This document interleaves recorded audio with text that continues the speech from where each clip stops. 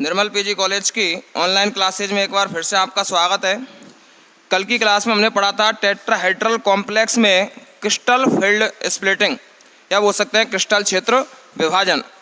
हमने अब तक जो पढ़ा है उसमें से कुछ महत्वपूर्ण बिंदु मैं आपको एक बार फिर से बताना चाहता हूँ कि यदि कोई लिगेंड जो मेटल की तरफ आ रहा है, यदि वह लिगेंड किसी भी कक्षक के नज़दीक है तो वह क्या होगा, अधिक प्रतिकर्षित होगा, और यदि वह लिगेंड क्या है, कक्षक से दूर है तो वह कम प्रतिकर्षित होगा। जैसे अपन ने ऑक्टाहेड्रल कॉम्प्लेक्स में देखा था कि जो लिगेंड है वह एकदम सीध में आता है, तो एकदम सीध में होने के कारण लिगेंड क्या होता है, बिल्कुल कक्षक के सीध में होता है, नज़दीक होता है, इसलिए प्रतिकर्षण बल का मान क्या होता है, ज़्यादा। लेकिन बात करें हम किसकी, टेट्राहेड्रल कॉम्प्लेक्स की। टेट्राहेड्रल कॉम्प्लेक्स में क्या होता है, टेट्राहेड्रल कॉम्प्लेक्स में लिगेंड ना तो ई ऑर्बिटल के एकदम सीध में होता है और ना ही T2 ऑर्बिटल के एकदम सीध में होता है। जब वह इन दोनों के एकदम सीध में नहीं होगा तो क्रिस्टल क्षेत्र विभाजन क्या होगा, कम। क्रिस्टल क्षेत्र विभाजन का मान कम होगा और उसके कारण डेल्टा का मान क्या हो जाएगा, कम हो जाएगा। ये कुछ बातें आपको ध्यान होनी चाहिए। अब आज की क्लास को हम स्टार्ट करते हैं और आज की क्लास का पहला क्वेश्चन है कि चतुष्फलकीय क्षेत्र में क्रिस्टल क्षेत्र विभाजन डेल्टा टी का मान अष्टफलकीय क्षेत्र में क्रिस्टल क्षेत्र विभाजन डेल ऑक्टाहेड्रॉन से कम होता है, क्यों। क्वेश्चन वापस से देखो, चतुष्फलकीय क्षेत्र में क्रिस्टल क्षेत्र विभाजन डेल टेट्राहेड्रॉन का मान अष्टफलकीय क्षेत्र में क्रिस्टल क्षेत्र विभाजन डेल ऑक्टाहेड्रॉन से कम होता है, क्यों। कहने का मतलब क्या हुआ, जो अपन देख रहे थे Eg ऑर्बिटल और T2G ऑर्बिटल के मध्य का डिफरेंस या E और T2 के मध्य का डिफरेंस, तो ये क्वेश्चन कहना चाहता है कि Eg और T2G के मध्य का डिफरेंस ज़्यादा होता है और E और T2 के मध्य का डिफरेंस क्या होता है, कम होता है, ऐसा क्यों। तो उसके लिए हम जानते हैं कि जब कोई लिगेंड किसी कक्षक के नज़दीक होगा तो उसमें प्रतिकर्षण बल ज़्यादा होगा और जितना ज़्यादा प्रतिकर्षण होगा उसकी स्प्लिटिंग उतनी ही ज़्यादा होगी, उसके जो ऑर्बिटल्स हैं वो हायर एनर्जी और लोअर एनर्जी पर उतने ही ज़्यादा जाएंगे। ये चीज़ तो हम शुरू से ही पढ़ते आ रहे हैं जब से हमने CFT स्टार्ट की थी। अब वही कॉन्सेप्ट इस क्वेश्चन में काम आने वाला है। बात करें हम डेल टेट्राहेड्रॉन की, डेल टेट्राहेड्रॉन में होता क्या है कि चार लिगेंड, कितने लिगेंड, चार लिगेंड किसकी ओर आते हैं, मेटल की ओर आते हैं। जबकि ये तो किसकी बात हुई, टेट्राहेड्रल स्ट्रक्चर की। और बात करें हम ऑक्टाहेड्रल स्ट्रक्चर की, तो in the octahedral structure 6 ligand is come near to the metal. कहने का मतलब ऑक्टाहेड्रल कॉम्प्लेक्स में 6 लिगेंड किसकी ओर आएंगे, मेटल की ओर आएंगे। टेट्राहेड्रल स्ट्रक्चर में 4 लिगेंड मेटल की ओर आते हैं और ऑक्टाहेड्रल कॉम्प्लेक्स में 6 लिगेंड मेटल की ओर आते हैं। और हम जानते हैं कि जब लिगेंड मेटल की ओर आ रहे होते हैं, ये लिगेंड किसकी ओर आ रहा है, मेटल की ओर, तो मेटल के कक्षक, कौन से कक्षक, डी, मेटल के डी ऑर्बिटल और लिगेंड का नेगेटिव चार्ज, या बोल सकते हैं लिगेंड को आप उदासीन और नेगेटिव चार्ज दोनों ही बोलते हैं, लेकिन CFT में कैसा माना गया है, मेटल को धनात्मक और लिगेंड को ऋणात्मक माना गया है, हम स्टार्टिंग में देख चुके हैं। मेटल की बात करें, जैसे ही लिगेंड मेटल के पास में आया तो मेटल के डी ऑर्बिटल क्या होते हैं, क्रिस्टल क्षेत्र विपाटित हो जाते हैं या 2 ऊर्जाओं में बढ़ जाते हैं। यदि लिगेंड मेटल के एकदम नज़दीक आता है तो क्रिस्टल क्षेत्र विभाजन का मान ज़्यादा होगा और एनर्जी डिफरेंस क्या हो जाएगा, बढ़ जाएगा, डेल ऑक्टाहेड्रॉन का मान बढ़ जाएगा। लेकिन यदि लिगेंड मेटल के नज़दीक ना होकर थोड़ा दूर प्रेजेंट होता है तो प्रतिकर्षण बल का मान कम होगा और प्रतिकर्षण बल का मान कम होने के कारण इनका एनर्जी डिफरेंस भी कम होगा। ठीक है, बात करें हम टेट्राहेड्रल कॉम्प्लेक्स की, 4 लिगेंड मेटल की ओर आ रहे हैं ऑक्टाहेड्रल में 6 लिगेंड क्या आ रहे हैं मेटल की ओर। अब अगर हम सोचें कि एक तो 4 लिगेंड मेटल के ऑर्बिटल्स पर प्रतिकर्षण बल लगाएं और एक 6 लिगेंड मेटल के प्रतिकर्षण बल लगाएं। वापस से देखो, एक तो मेटल के जो ऑर्बिटल्स हैं, कौन से orbital? D orbital. D orbital कौन कौन से होते हैं? D X Y, D Y Z और D Z X, D x square Y square और डी जेड स्क्वायर। ये जो डी ऑर्बिटल्स होते हैं, इन डी ऑर्बिटल्स पर एक तो 4 लिगेंड इसके पास आ रहे हैं, इसका मतलब प्रतिकर्षण कितने के द्वारा होगा? 4 लिगेंड के द्वारा प्रतिकर्षण बल होगा। और एक 6 लिगेंड इसके पास आ रहे हैं, तो 6 लिगेंड आने के कारण 6 लिगेंड का प्रतिकर्षण बल 4 लिगेंड के प्रतिकर्षण बल से तो ज़्यादा होगा ही होगा। भाई एक तो 6 लिगेंड मेटल के पास आए, एक 4 लिगेंड मेटल के पास आए, तो सीधी सी बात है कि 6 लिगेंड का प्रतिकर्षण बल ज़्यादा होगा, जिसके कारण क्या होता है? डेल ऑक्टाहेड्रॉन का मान बढ़ जाता है, क्योंकि 6 लिगेंड किस में होते हैं? ऑक्टाहेड्रल में। इसके कारण क्या होता है? डेल ऑक्टाहेड्रॉन का मान बढ़ जाता है। यही हमारा क्वेश्चन था कि डेल टेट्राहेड्रॉन का मान डेल ऑक्टाहेड्रॉन की तुलना में कम होता है, क्यों? इसके अलावा अगर अपन दूसरा कारण देखना चाहें तो हमने जब स्प्लिटिंग पढ़ी थी तो देखा था कि ऑक्टाहेड्रल कॉम्प्लेक्स जो है, उस ऑक्टाहेड्रल कॉम्प्लेक्स में लिगेंड मेटल के जो ईजी ऑर्बिटल है, लिगेंड मेटल के ईजी ऑर्बिटल कौन कौन से? D x square Y square और डी जेड स्क्वायर, इनके एकदम सीध में प्रेजेंट होते हैं। कहाँ होते हैं? एकदम सीध में प्रेजेंट होते हैं। लेकिन बात करें हम टेट्राहाइड्रल स्ट्रक्चर की, तो टेट्राहाइड्रल स्ट्रक्चर में हमने देखा कि लिगेंड मेटल के ना तो ईजी कक्षक के ना तो ई कक्षक के और ना ही T2 कक्षक के एकदम नज़दीक होते हैं। इसका मतलब क्या हुआ कि भाई ऑक्टाहेड्रल कॉम्प्लेक्स में लिगेंड मेटल के ईजी ऑर्बिटल के एकदम सीध में, माना ये ईजी ऑर्बिटल है, लिगेंड यहाँ एकदम सीध में आ रहा है, तो क्या ये एक दूसरे के नज़दीक होंगे कि नहीं होंगे? जब ये एक दूसरे के एकदम सीध में है तो ये एक दूसरे के नज़दीक होंगे, लगने वाला प्रतिकर्षण बल ज़्यादा होगा और प्रतिकर्षण बल का मान बढ़ने पर जो होगा ऑक्टाहेड्रल की क्रिस्टल क्षेत्र स्प्लिटिंग या क्रिस्टल फील्ड स्प्लिटिंग का मान बढ़ जाएगा। और क्रिस्टल फील्ड स्प्लिटिंग का मान बढ़ने का मतलब क्या हुआ कि ऑर्बिटल जो हाई एनर्जी पर जा रहे हैं वो और ज़्यादा हाई एनर्जी पर जाएंगे और ऑर्बिटल जो लोअर एनर्जी पर जा रहे हैं वो और ज़्यादा लोअर एनर्जी पर जाएंगे। इसका मतलब क्या हुआ कि डेल ऑक्टाहेड्रॉन का मान बढ़ गया। लेकिन टेट्राहेड्रल में हमने क्या देखा कि लिगेंड जो है मेटल के ना तो ई ऑर्बिटल के एकदम नज़दीक है और ना ही T2 ऑर्बिटल के एकदम नज़दीक है। जब वह ई ऑर्बिटल के भी नज़दीक नहीं है, T2 ऑर्बिटल के भी नज़दीक नहीं है, इसका मतलब क्या हुआ कि जो लिगेंड है वो लिगेंड किसी भी ऑर्बिटल के एकदम सीध में प्रेजेंट नहीं है। जब वह किसी भी ऑर्बिटल के एकदम सीध में प्रेजेंट नहीं है तो लगने वाला प्रतिकर्षण बल का मान क्या होगा? कम। और जब प्रतिकर्षण बल का मान कम होगा तो जो एनर्जी डिफरेंस है दोनों का वो क्या हो जाएगा? कम। और एनर्जी डिफरेंस कम होने के कारण डेल टेट्राहेड्रॉन का मान क्या होता है? कम होता है। एक बार वापस से देखिए क्वेश्चन क्या था अपना क्वेश्चन था कि जो चतुष्फलकीय कॉम्प्लेक्स है उनमें क्रिस्टल क्षेत्र विपाटन अष्टफलकीय कॉम्प्लेक्स में क्रिस्टल क्षेत्र विपाटन की तुलना में कम होता है, क्यों?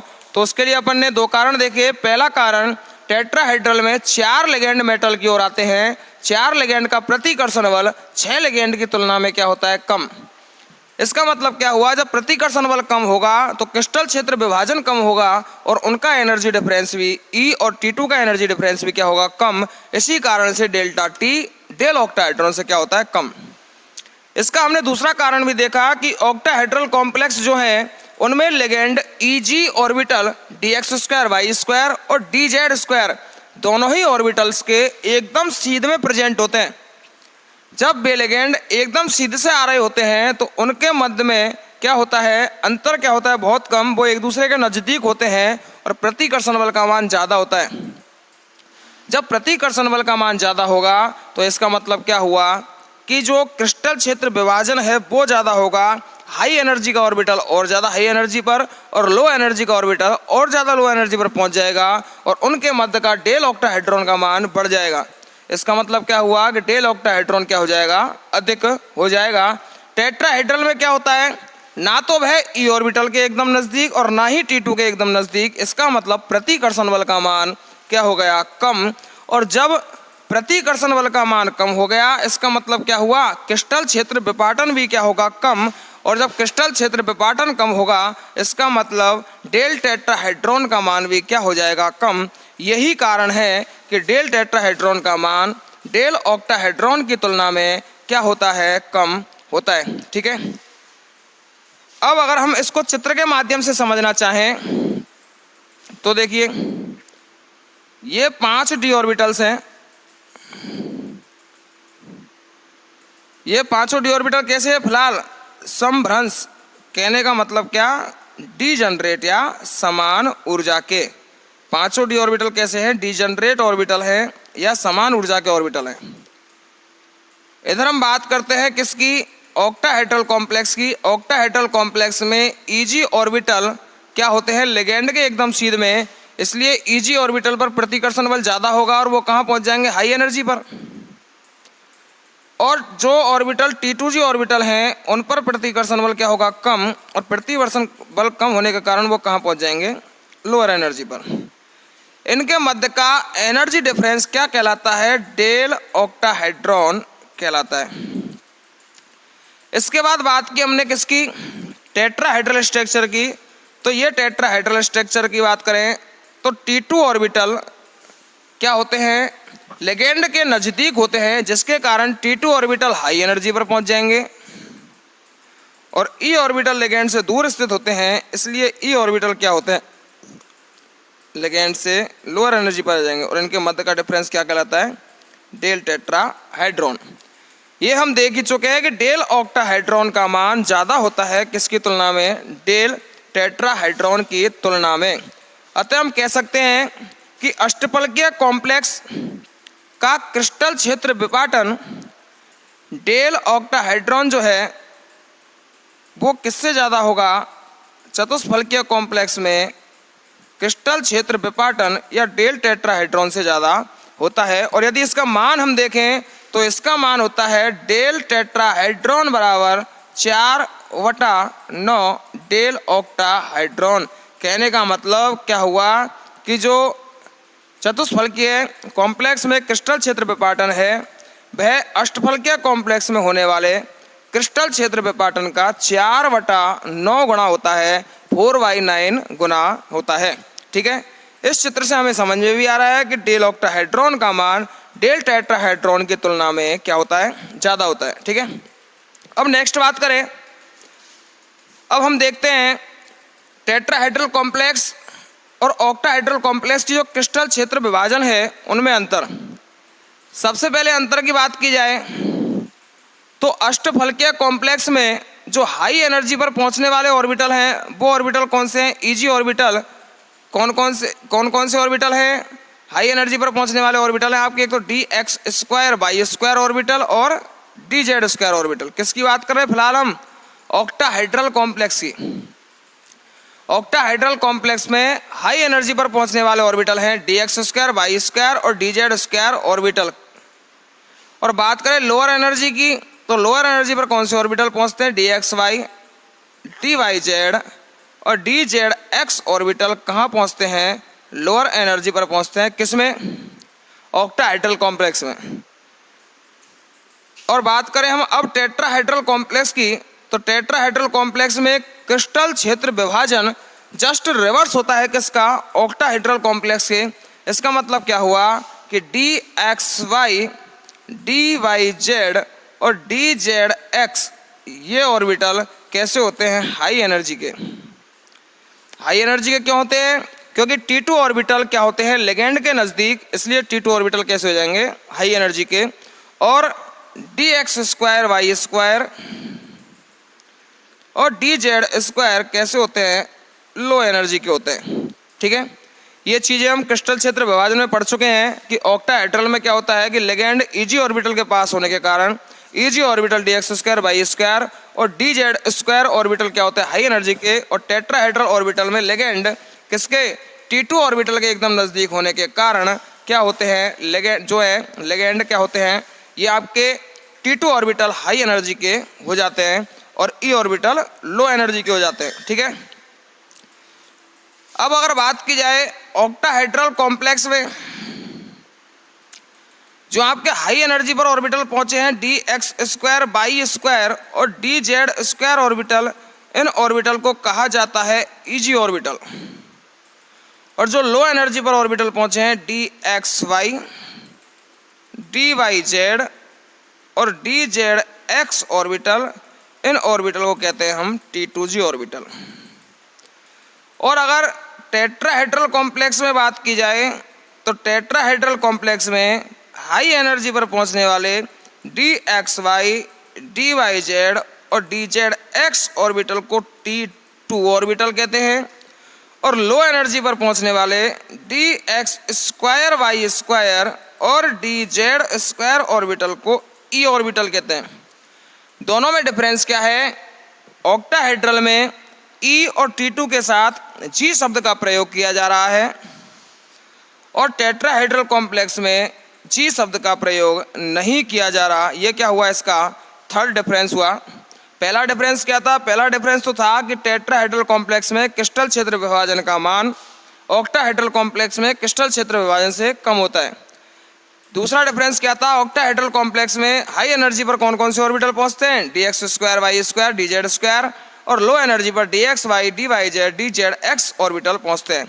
टेट्राहेड्रल कॉम्प्लेक्स में जस्ट रिवर्स, जो लोअर एनर्जी पर पहुंच रहे हैं ऑक्टाहेड्रल में, वो हाई एनर्जी पर पहुंचेंगे टेट्राहेड्रल में, और जो हाई एनर्जी पर है ऑक्टाहेड्रल में, वो कहाँ आ जाएंगे? लोअर एनर्जी पर आ जाएंगे। इसके बाद हमने देखा कि ऑक्टाहेड्रल कॉम्प्लेक्स में जो ऑर्बिटल हाई एनर्जी पर पहुंचे उन ऑर्बिटलों को हमने ईजी ऑर्बिटल कहा और जो ऑर्बिटल लोअर एनर्जी पर आए उन ऑर्बिटल को हमने T2g ऑर्बिटल कहा। इसके अलावा टेट्राहेड्रल कॉम्प्लेक्स में जो ऑर्बिटल हाई एनर्जी पर गए उन्हें T2 ऑर्बिटल और जो ऑर्बिटल लोअर एनर्जी पर आए उन्हें E ऑर्बिटल कहा। दोनों में अंतर क्या है कि ऑक्टाहेड्रल कॉम्प्लेक्स में E और T2 के साथ G शब्द का प्रयोग किया जाता है और G की फुल फॉर्म होती है जेरेड, और जेरेड का मतलब क्या था? दिशात्मक गुण। कहने का मतलब टेट्राहेड्रल कॉम्प्लेक्स में दिशात्मक गुण होते हैं। यहाँ तक हम देख चुके हैं। इसके बाद अगर बात की जाए जो आपके जो E ऑर्बिटल है और T2 ऑर्बिटल है, इनमें G शब्द का प्रयोग नहीं हुआ। क्यों?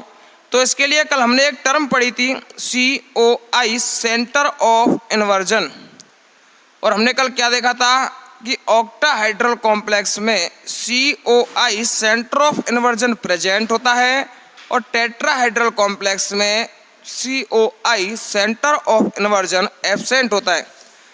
ऑक्टाहेड्रल कॉम्प्लेक्स में COI प्रेजेंट था, इसी कारण से इसमें G शब्द का प्रयोग किया गया, क्योंकि जिसमें सेंटर ऑफ इन्वर्जन प्रेजेंट होगा उसी में क्या होगा? सेंटर ऑफ इन्वर्जन जिसमें प्रेजेंट है उसी में G शब्द का प्रयोग किया जाएगा। और इसके अलावा जिसमें क्या होगा?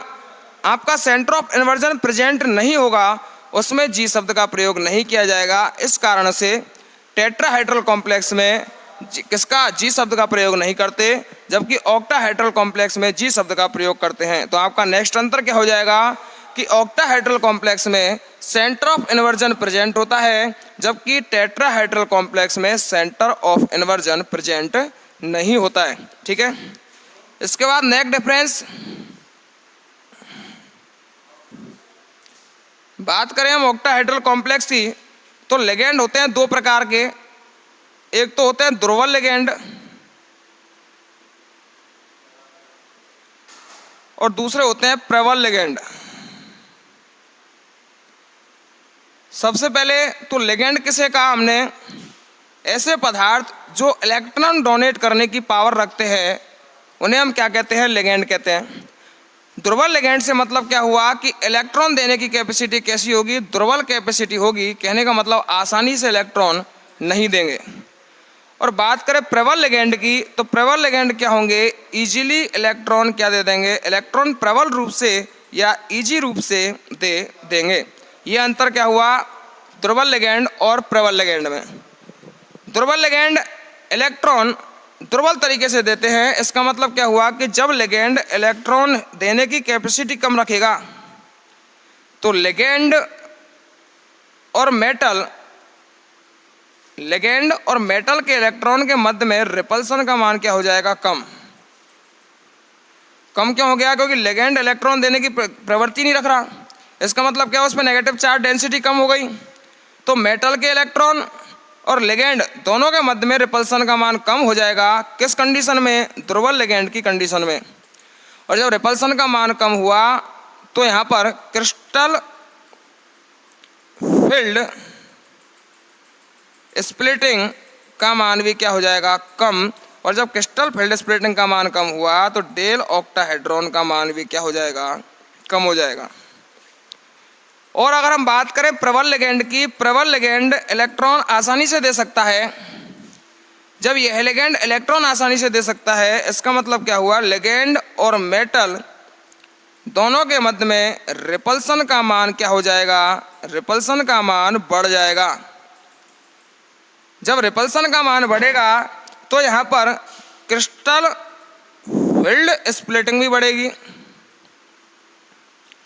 क्रिस्टल फील्ड स्प्लिटिंग का मान भी बढ़ेगा। और जब क्रिस्टल फील्ड स्प्लिटिंग का मान बढ़ेगा तो डेल ऑक्टाहाइड्रॉन का मान भी बढ़ जाएगा। दोबारा देखो, दो प्रकार के लिगेंड थे, दुर्बल लिगेंड, प्रबल लिगेंड। दुर्बल लिगेंड किन्हें का, ऐसे लिगेंड जो क्या होते हैं, इलेक्ट्रॉन देने की कैपेसिटी दुर्बल रूप से रखते हैं या आसानी से इलेक्ट्रॉन नहीं देते, और जो आसानी से इलेक्ट्रॉन देते हैं उन्हें प्रबल लिगेंड कहा। दुर्बल लिगेंड, चूंकि लिगेंड आसानी से इलेक्ट्रॉन नहीं देते, इसलिए लिगेंड के इलेक्ट्रॉन और मेटल के बाह्यतम कोश के इलेक्ट्रॉन दोनों के मध्य में जो प्रतिकर्षण बल होगा उसका मान कम होगा, क्रिस्टल फील्ड स्प्लिटिंग कम होगी और डेल ऑक्टाहेड्रॉन का मान कम होगा। इसी प्रकार बात करें हम प्रबल लिगेंड के लिए, तो दोनों के मध्य में रिपल्सन ज़्यादा होगा, क्रिस्टल फील्ड स्प्लिटिंग ज़्यादा होगी और डेल ऑक्टाहेड्रॉन का मान क्या होगा, ज़्यादा हो जाएगा। किस केस में, प्रबल लिगेंड के केस में। और अगर हम बात करें टेट्राहेड्रल कॉम्प्लेक्स की या चतुष्फलकीय संकुल की अगर बात की जाए, तो हम जानते हैं चतुष्फलकीय संकुल में जो डेल टेट्राहेड्रॉन का मान है वो डेल ऑक्टाहेड्रॉन के मान का 4/9 गुना होता है।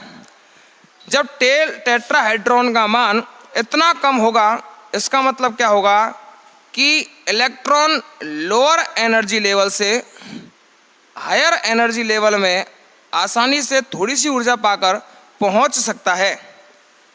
और ऐसे कॉम्प्लेक्स जिनमें इलेक्ट्रॉन लोअर एनर्जी लेवल से हायर एनर्जी में पहुंच जाता है उन्हें कहते हैं हम हाई स्पिन कॉम्प्लेक्स। और ऐसे कॉम्प्लेक्स जिनमें इलेक्ट्रॉन लोअर एनर्जी लेवल से हायर एनर्जी लेवल में पहुंच नहीं पाता, ऐसे कॉम्प्लेक्स को हम क्या कहते हैं, लो स्पिन कॉम्प्लेक्स कहते हैं। हमने यहाँ दुर्बल लिगेंड और प्रबल लिगेंड की बात की। दुर्बल लिगेंड में डेल ऑक्टाहेड्रॉन का मान कम होगा। डेल ऑक्टाहेड्रॉन का मान कम होने का मतलब क्या हुआ कि ये जो Eg ऑर्बिटल T2g ऑर्बिटल हैं, इनके मध्य का जो डिफरेंस है वो क्या होगा, कम। जब इनके मध्य का डिफरेंस कम होगा तो इनके मध्य का डिफरेंस कम होने पर जो इलेक्ट्रॉन है वो लोअर एनर्जी लेवल से हायर एनर्जी लेवल में आसानी से पहुंच पाएंगे, थोड़ी सी ऊर्जा लेकर पहुंच पाएंगे। इसका मतलब क्या हुआ कि दुर्बल लिगेंड के केस में जो कॉम्प्लेक्स बनेगा वो कैसा बनेगा, हाई स्पिन कॉम्प्लेक्स बनेगा। क्यों, क्योंकि दुर्बल लिगेंड में डेल ऑक्टाहेड्रॉन का मान कम होता है, और जब डेल ऑक्टाहेड्रॉन का मान कम होगा तो यहाँ पर क्रिस्टल फील्ड स्प्लिटिंग भी क्या होगी, कम। और क्रिस्टल फील्ड स्प्लिटिंग कम होगी तो लोअर एनर्जी का इलेक्ट्रॉन आसानी से थोड़ी सी ऊर्जा पाकर हाई एनर्जी में जा सकता है, इसलिए ऐसा कॉम्प्लेक्स हाई स्पिन कॉम्प्लेक्स कहलाएगा। और प्रबल लिगेंड की अगर बात की जाए, प्रबल लिगेंड में डेल ऑक्टाहेड्रॉन का मान क्या होता है, ज़्यादा। इसका मतलब क्या हुआ कि यहाँ पर यदि Eg ऑर्बिटल पाए जा रहे हैं, यहाँ पर T2g ऑर्बिटल पाए जा रहे हैं। अब इलेक्ट्रॉन को लोअर एनर्जी से हाई एनर्जी में पहुंचने के लिए बहुत ज़्यादा ऊर्जा की आवश्यकता पड़ेगी, और इतनी ऊर्जा उसे नॉर्मली मिल नहीं पाती। इसलिए हम कह सकते हैं प्रबल लिगेंड के केस में जो कॉम्प्लेक्स बनते हैं वो कैसे होते हैं, लो स्पिन कॉम्प्लेक्स। यहाँ पर केवल अपन ध्रुवल लिगेंड और प्रबल लिगेंड के रेस्पेक्ट में हाई स्पिन और लो स्पिन देख रहे हैं। इसके अलावा पेयरिंग एनर्जी पर भी डिपेंड करता है कि पेयरिंग एनर्जी अगर ज़्यादा होगी तो लो स्पिन कॉम्प्लेक्स और पेयरिंग एनर्जी कम होगी तो हाई स्पिन कॉम्प्लेक्स। अब ये पेयरिंग एनर्जी क्या होती है वो हमारे नेक्स्ट यूनिट में आएगा, ठीक है। यहाँ पे हम देख रहे हैं कि ध्रुवल लिगेंड के केस में बनने वाला कॉम्प्लेक्स कैसा होगा, हाई स्पिन कॉम्प्लेक्स, और प्रबल लिगेंड के केस में बनने वाला कॉम्प्लेक्स लो स्पिन कॉम्प्लेक्स होगा। और हाई स्पिन कॉम्प्लेक्स का मतलब है कि इलेक्ट्रॉन नीचे से हाई ऑर्बिटल में, हाई एनर्जी के ऑर्बिटल में पहुंच सकता है, और लो स्पिन कॉम्प्लेक्स का मतलब है कि इलेक्ट्रॉन लो एनर्जी लेवल से हाई एनर्जी लेवल में नहीं पहुंच पाता, इसलिए इलेक्ट्रॉन का क्या हो जाता है, युग्मन हो जाता है। किस केस में, लो स्पिन कॉम्प्लेक्स के केस में। आज की क्लास में हमने टेट्राहेड्रल और ऑक्टाहेड्रल जो कॉम्प्लेक्स हैं इनके क्रिस्टल क्षेत्र विभाजन के मध्य में अंतर देखा, और यह देखा कि लो स्पिन और हाई स्पिन कॉम्प्लेक्स और ध्रुवल लिगेंड और प्रबल लिगेंड क्या होते हैं, ठीक है। नेक्स्ट क्लास में हम देखेंगे स्क्वायर प्लेनर कॉम्प्लेक्स की क्रिस्टल फील्ड स्प्लिटिंग। आज की क्लास में इतना ही, धन्यवाद।